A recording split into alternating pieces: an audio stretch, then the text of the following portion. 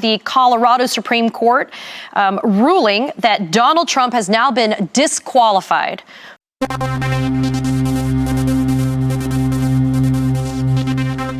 And now for our next news special report.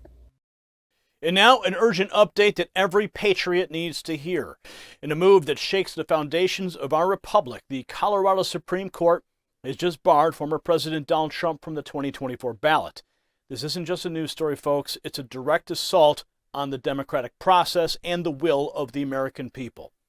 And tonight, we're tearing apart this shocking decision and what it truly means for the future of our nation. We'll uncover the behind-the-scenes maneuvers and the implications of this startling development.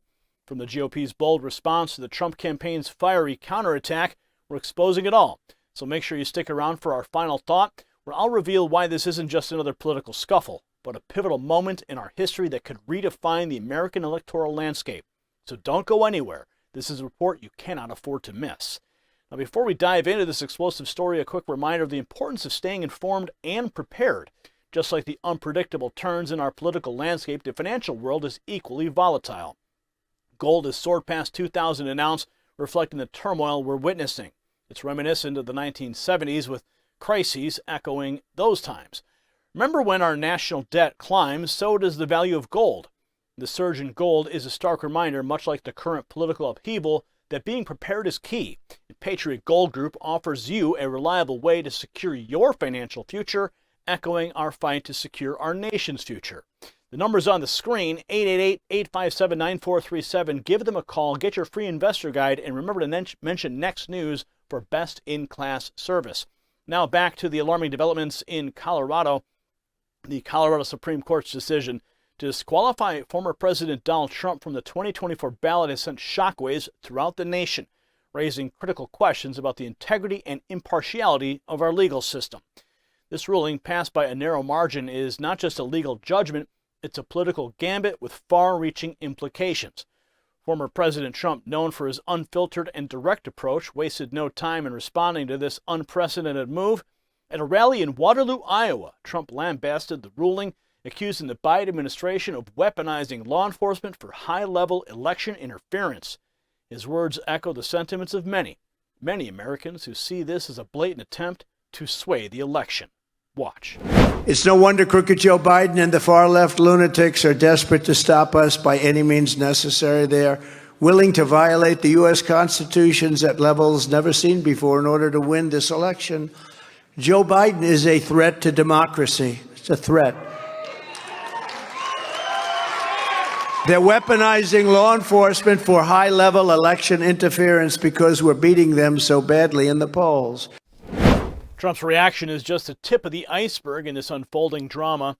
Greg Jarrett of Fox News articulated the sentiment of many when he described the ruling as election rigging. He emphasized that this decision is a direct attack on the American voters' right to choose their president, labeling it anti-democratic, akin to rigging the ballot box. Watch. Yeah, this is election rigging, Kayleigh. It was a narrow 4-3 decision.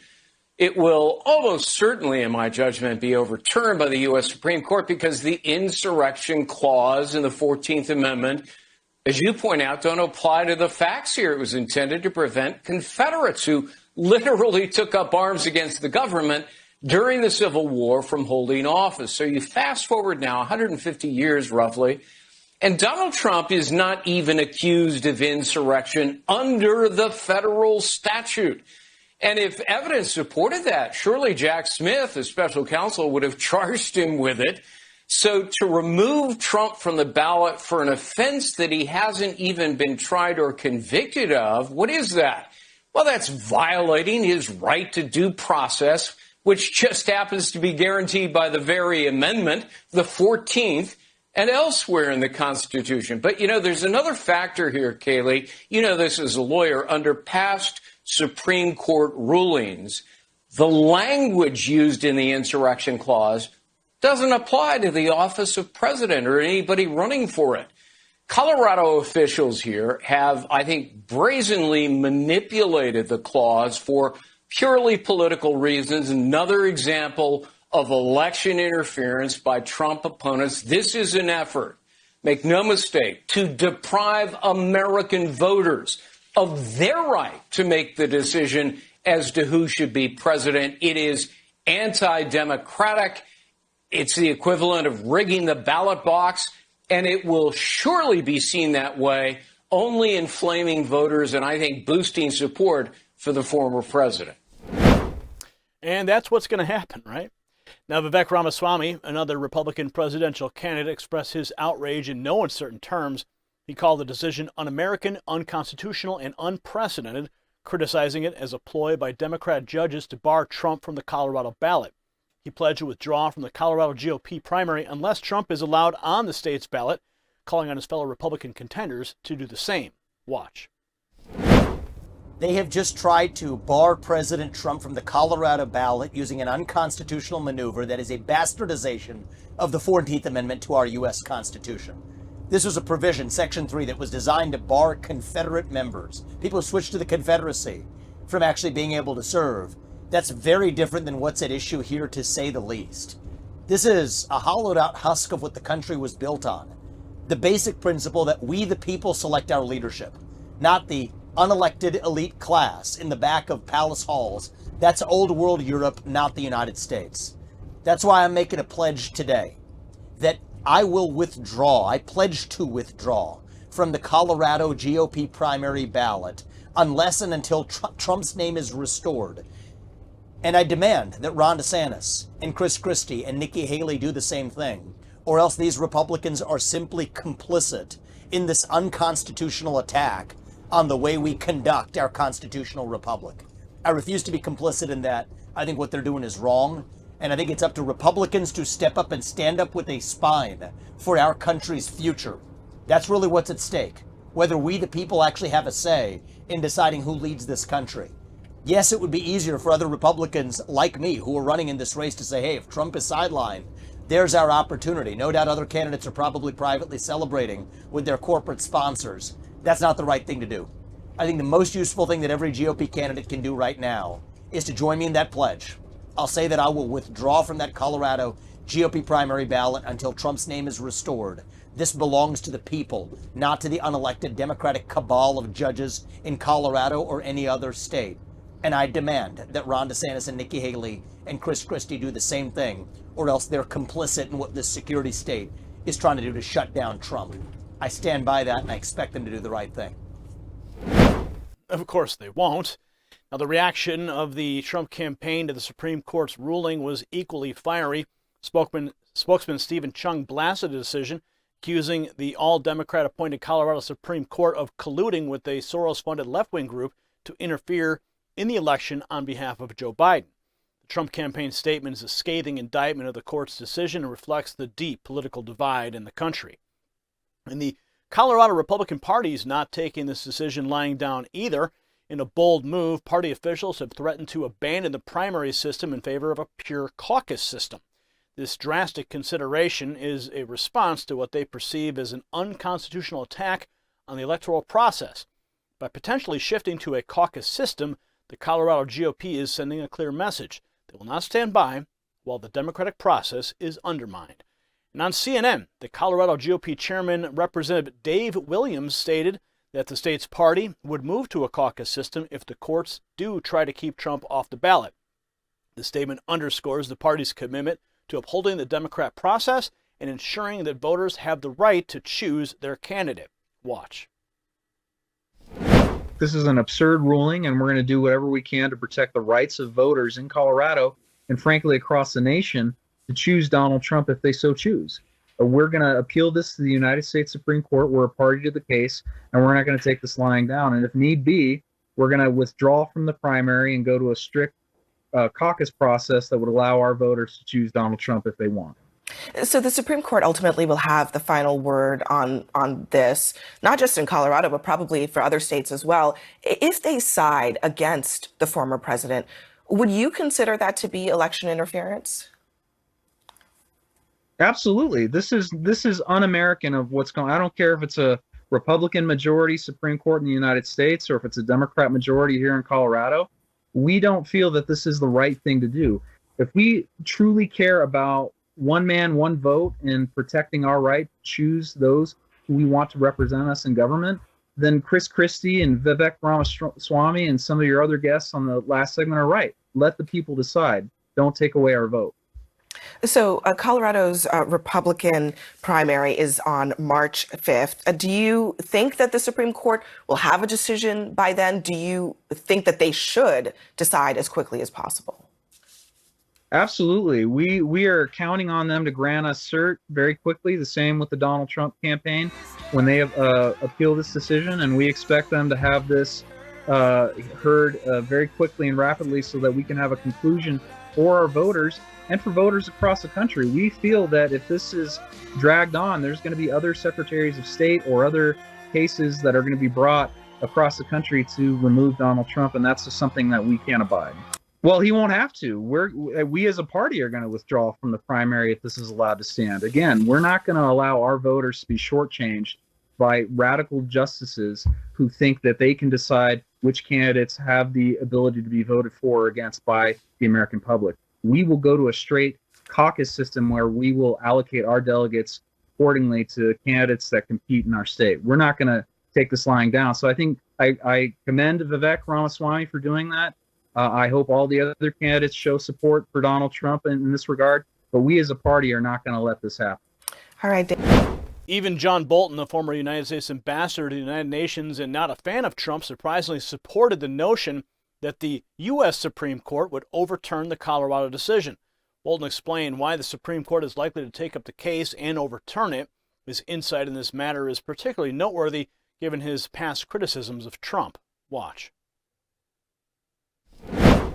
I think it's completely misplaced. I think this Colorado Supreme Court decision is badly wrong for multiple reasons. Number one, the 14th Amendment provides that Congress can pass legislation to carry its provisions into effect, which Congress has done on many aspects. It has not put anything with respect to Section 3 on the books since just after the Civil War. Second, the idea that 50 different state courts can decide a question involving the highest elective office in the executive branch, interpreting the federal Constitution as to what constitutes an insurrection against the federal government is incoherent. And I think undoubtedly the Supreme Court's going to have to clear that up.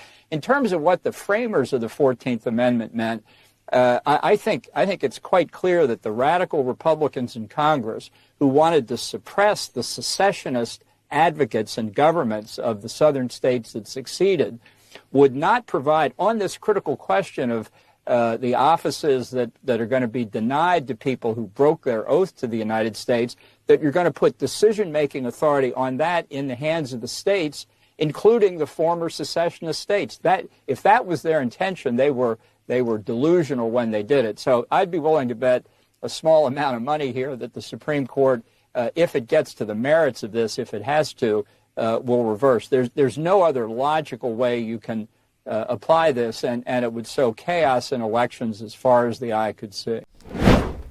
Hun Cao, retired Navy captain running for the United States Senate from Virginia, compared the disqualification of the frontrunner to tactics seen in third world countries.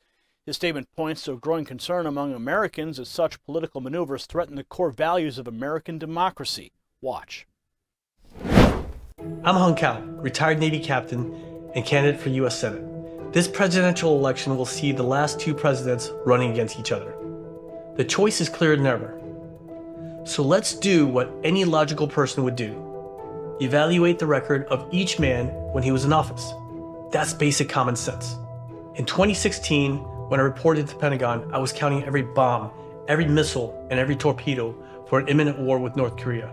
Then Donald Trump was elected, and he pulled us back from the brink. We had peace. Under his watch, Afghanistan was stable. I know because I returned from my final deployment in Afghanistan on January 5th, 2021. But then Joe Biden entered the White House, and months later we had a disastrous withdrawal. 11 Marines, 1 sailor, and 1 soldier were murdered. Americans were left behind. Allies were abandoned. Today, we have wars in Europe and the Middle East. China is ready to invade Taiwan. With Joe Biden in the White House, the world is burning. Under President Trump, it was our economy that was on fire. Life was more affordable. You could buy a house. Groceries are cheaper. We were energy independent, and our border was secure. Under Joe Biden, 8 million illegal immigrants have poured into our country. That's the population of the Commonwealth of Virginia. So I ask you this. In 20 years, when you're explaining to your grandkids what happened, will you tell them you voted to make America safer and stronger? Or will you tell them you voted for Joe Biden even though he wrecked our country because you were offended by a mean tweet? Will they even know what a tweet was? For my grandkids and yours, I'm voting for Donald Trump. I'm voting for America. It's basic common sense. I'm Hun Cao, and I approve this message. In the House of Representatives, Speaker Mike Johnson and Congressman Troy Nehls have expressed strong opposition to the ruling. Johnson criticized the decision as a partisan attack and an attempt to silence the will of the voters. Nehls echoed these sentiments, labeling the justices as a disgrace to the country and calling the ruling another form of election interference. And Biden was quick to speak out on the recent ruling in Colorado, despite claiming moments before he wouldn't comment on it. His words were sharp and direct, leaving no room for ambiguity. He accused Trump of supporting an insurrection. Watch.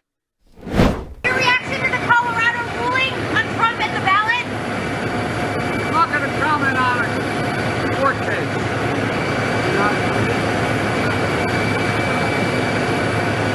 That's up to the court. That's all I have to say. Is he an insurrectionist?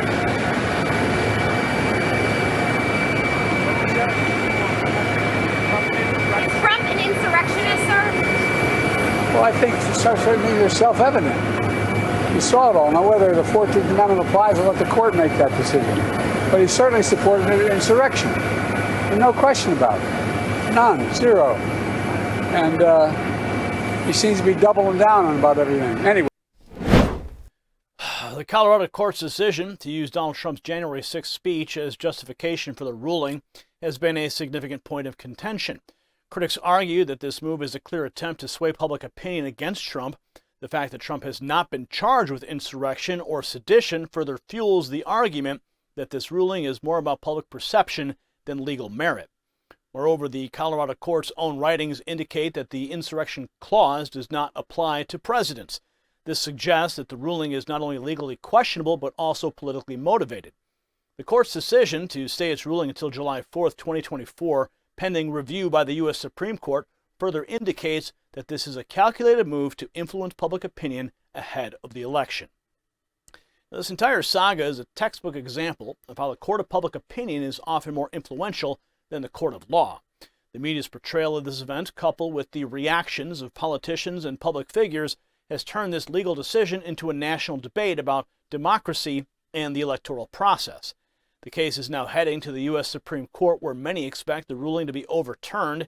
This expectation is based not only on legal precedents, but also on the principle that states cannot unilaterally decide the eligibility of a candidate for federal office.